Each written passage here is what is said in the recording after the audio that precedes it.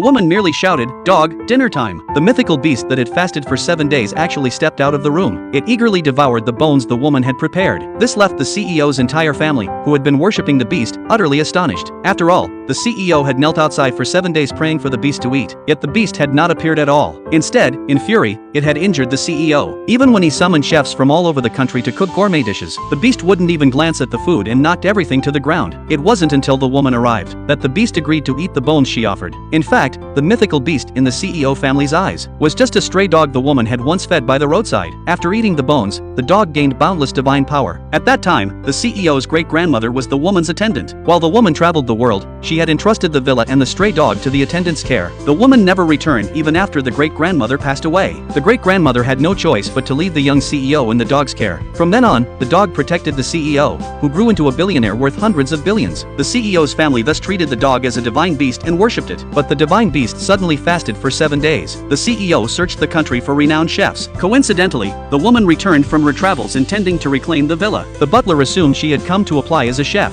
Unexpectedly, just as she stepped into the courtyard, the beast let out a mighty roar. It also transmitted its century-old memories to her. The woman realized that the family's divine beast was that stray dog. She then ordered the security guard to go to the market and buy some bones. The guard froze in place. One look from the woman frightened him into rushing to the market immediately. The butler, worried she might get lost, told her to stick close and follow him to the kitchen. Little did he know the woman was the true owner of the villa. She did not go to the kitchen but instead entered the main hall. Inside, the CEO's family was fretting over the beast's fasting. When they saw the woman approach, the CEO still thought she was a chef candidate. He hurriedly urged her to go cook in the kitchen. The woman replied that she did not know how to cook. Upon hearing this, the CEO's cousin became furious. At this time, the woman also discovered that there was something wrong with the CEO. The cousin mistakenly thought the woman had come to seduce him. She scolded the woman, saying that if she couldn't cook, she should get out of the villa. The woman ignored her. She said she first wanted to check on their dog. Hearing the woman call their divine beast a dog, the entire family grew angry. The CEO's grandmother even wanted to chase the woman out. The CEO sensed that this poised woman was no ordinary person. He asked her who she really was. The woman did not answer. Instead, she told the CEO to take her to see the dog. The CEO could only lead her the way.